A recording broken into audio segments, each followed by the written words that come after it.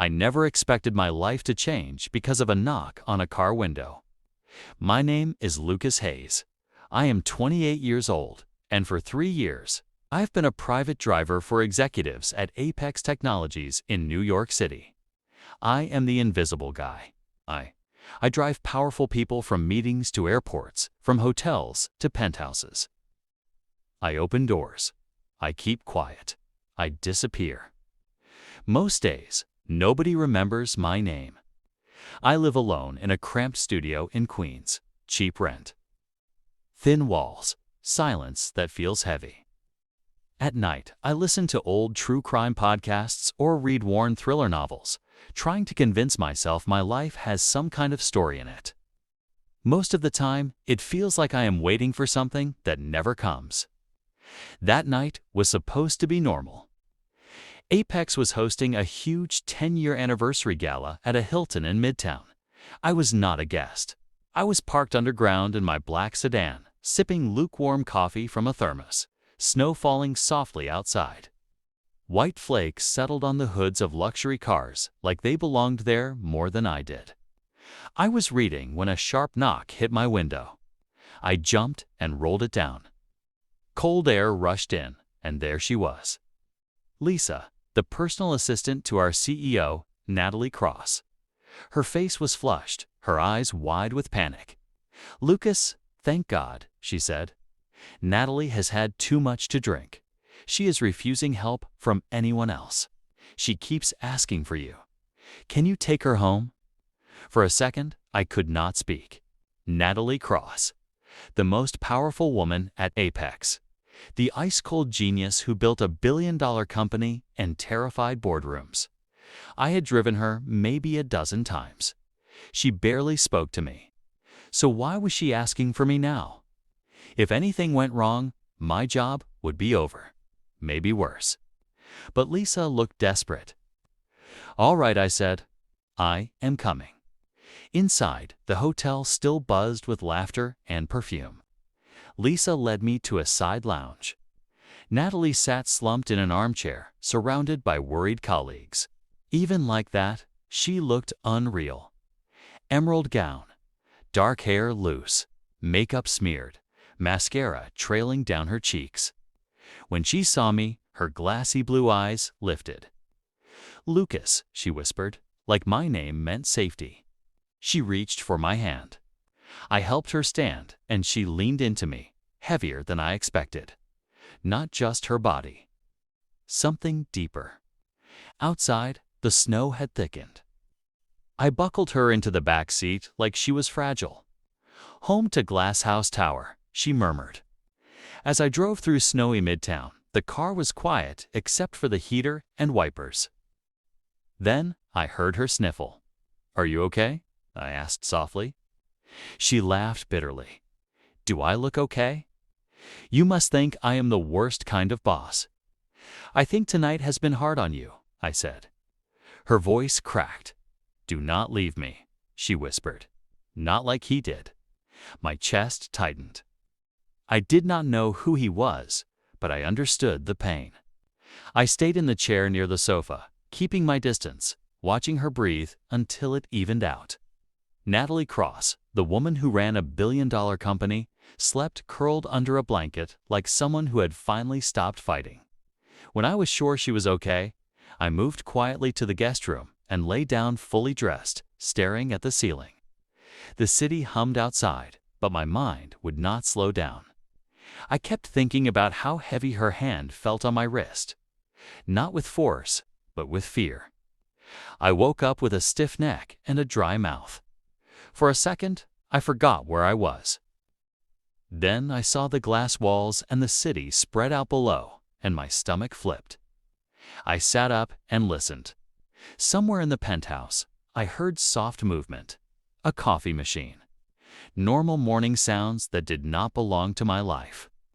I walked toward the kitchen carefully. Natalie stood at the counter, posture straight, hair tied back, looking like the CEO again. But her eyes were still a little puffy. She turned and held up 2 mugs. "Morning," she said. "Black coffee, right?" I nodded, surprised. "Yeah, We stood there quietly, the air tight, then her face changed. Guarded, careful. "About last night," she said. "Nothing happened, right?" The question hit harder than I expected. Not because I had done anything wrong, but because I knew what she was really asking. Could she trust herself? Could she trust me? "Nothing happened," I said calmly. "I helped you inside. You slept. I stayed in the guest room." She let out a breath like she had been holding it all night. "Thank you," she whispered, "for being decent." "I should go," I said. She nodded and walked me to the door, her CEO mask sliding back into place. "Drive safe, Lucas." The elevator ride down felt longer than usual. By the time I reached my studio in Queens, the whole night felt unreal, like a story I had imagined. Then my phone buzzed. A message from a coworker. "Bro, are you with the boss? Pics are everywhere." My stomach dropped. I opened Slack, then another message, then another. A blurry photo stared back at me. Natalie leaning on me in the elevator. Intimate, if you wanted it to be. The comments were already cruel. Before I could think, an email from HR hit my inbox. "Report to the office immediately." My hands went numb as the snow started falling again outside. The ride back into Manhattan felt longer than usual. Snow streaked across my windshield, and my hands gripped the steering wheel too tight. I kept replaying the night in my head, searching for mistakes that were not there. By the time I reached the Apex building, my chest felt hollow. Inside, the lobby was colder than the air outside. People looked at me differently. Some glanced away fast. Others stared like I was already guilty. HR put me in a small room with two managers. No smiles, no water. Just a notepad pushed toward me. "Tell us exactly what happened," one of them said. So I did. Every detail. Lisa's call. The drive. The tears. The water and aspirin. The guest room.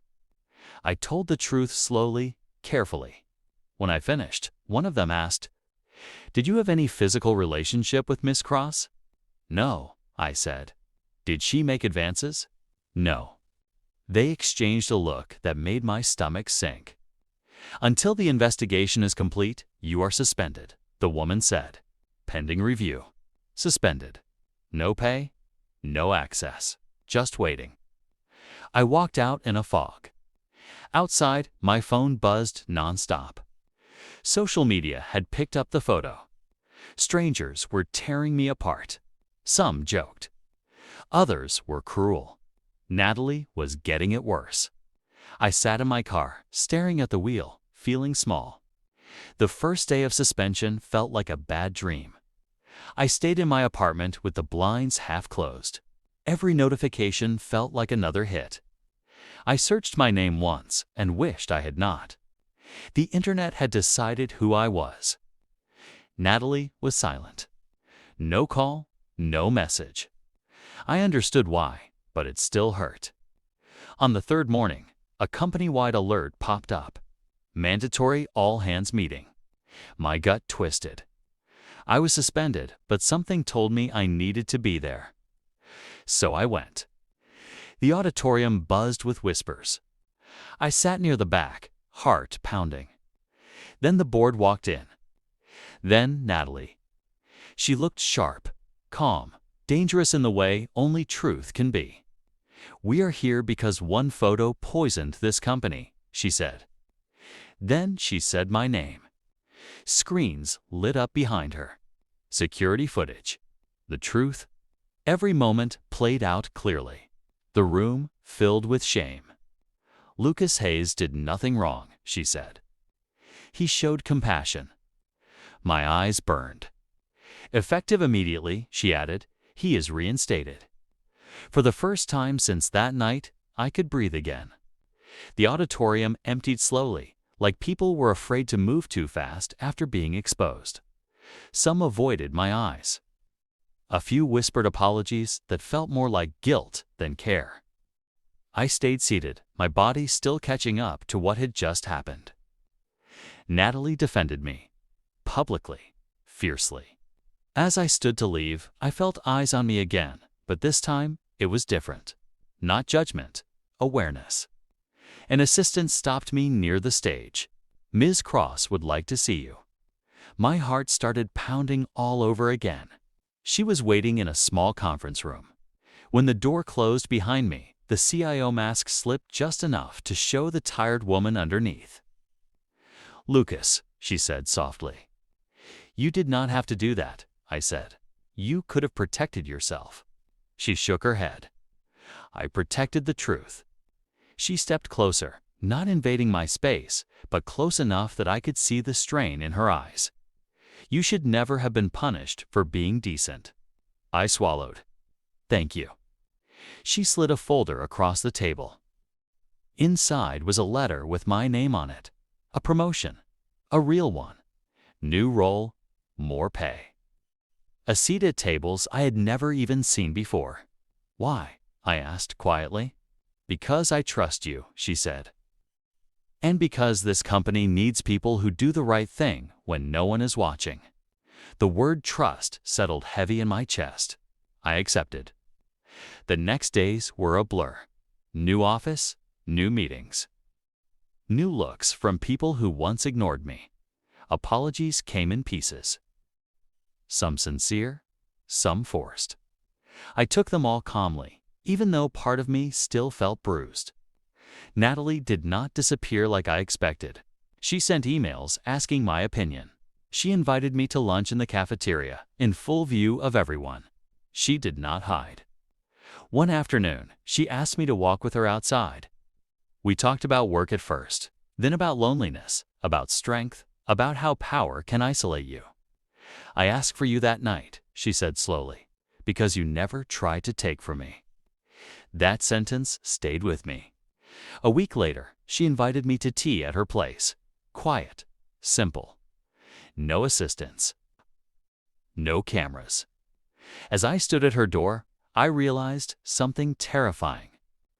This was no longer about rumors. It was about us. The rain was heavy that night, turning the city into blurred lights and wet streets. When Natalie opened the door, she was not wearing power or armor. Just a soft sweater, her hair loose, her eyes tired but honest. "You came," she said, like it mattered more than she wanted to admit. Inside, the penthouse felt warmer than before. Less like a showroom, more like a place someone actually lived in. We made tea and sat quietly, listening to the rain hit the windows. "I do not want to feel alone tonight," she said. "I am here," I replied. She moved closer on the sofa and took my hand. It was gentle, careful, like she was asking permission without words. I did not pull away. The silence between us felt full instead of awkward. She asked about my life. I told her about wanting to be a writer, about choosing safety over dreams. She listened like every word mattered. "That dream is still alive," she said. "I can hear it when you speak." Then she rested her head on my shoulder. Not dramatic, not rushed, just trust. My heart raced, but I stayed still, letting her decide the pace. Before the night ended, she kissed my cheek, soft, grateful, dangerous in its simplicity.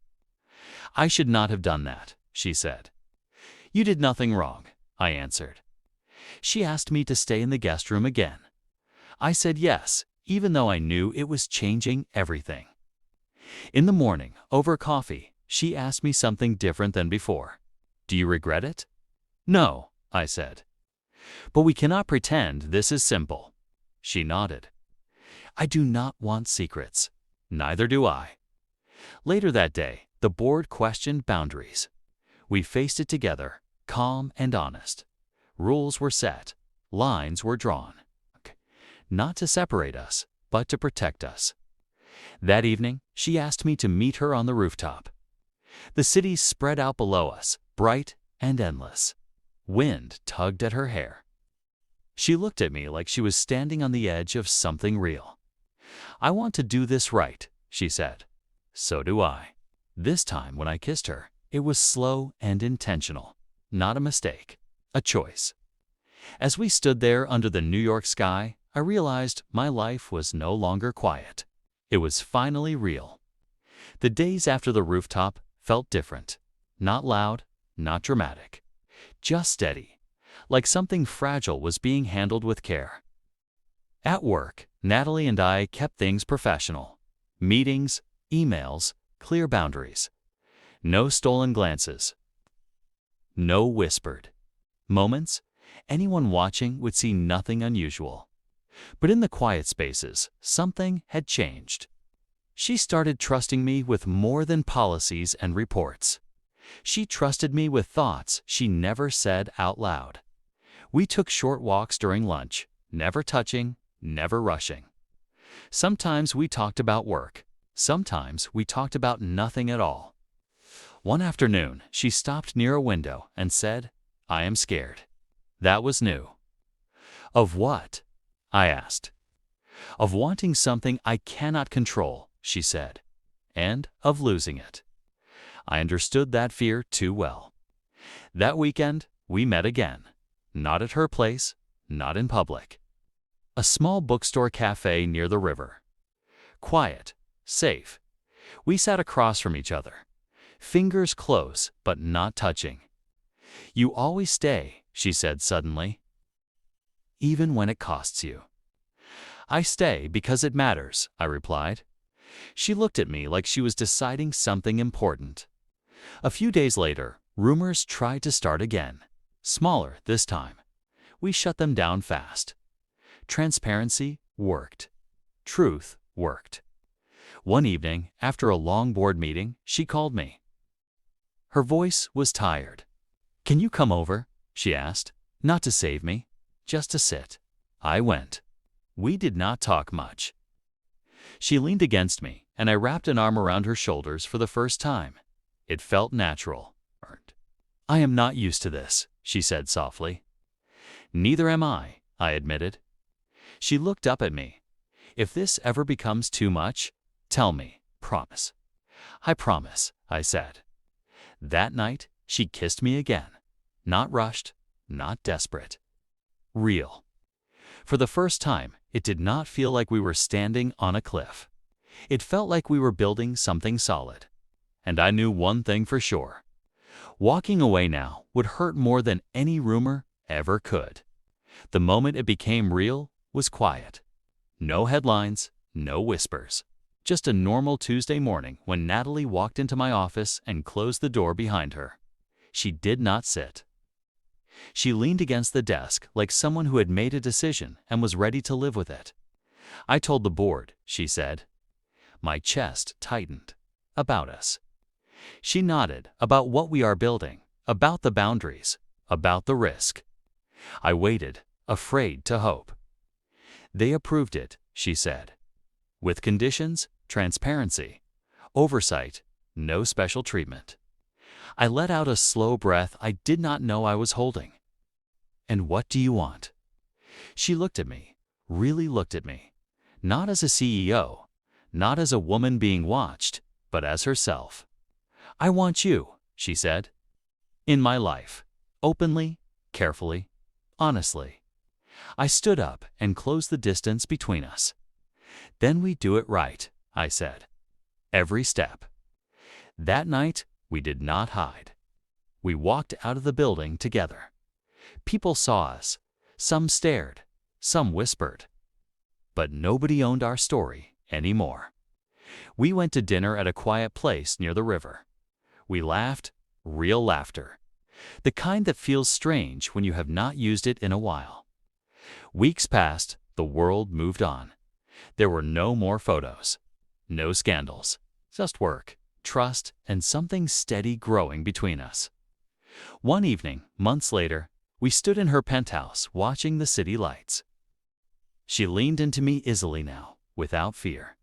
"You know," she said, "I used to think strength meant standing alone." "And now?" I asked. She smiled. "Now I think strength is choosing who gets to stand with you." I kissed her then, not careful, not rushed. just certain. I was no longer invisible. Not because of a title or a promotion, but because someone saw me and stayed. And for the first time in my life, I was not waiting anymore. I was exactly where I belonged.